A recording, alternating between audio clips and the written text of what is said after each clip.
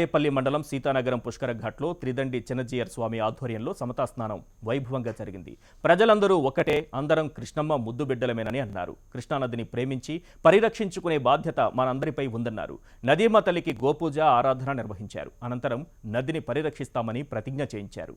వివిధ ఆశ్రమాల నుంచి వచ్చిన స్వామీజీలు భక్తులతో సమతా స్నానం చేయించారు. ఈ కార్యక్రమంలో రాష్ట్ర దేవాదాయ శాఖ మంత్రి మాణిక్యాలరావు, విహెచ్పి అంతర్జాతీయ ప్రధాన కార్యదర్శి చంపత్ రాయ్, సినీ గేయ రచయిత జొన్నవిత్తుల తదితరులు పాల్గొన్నారు.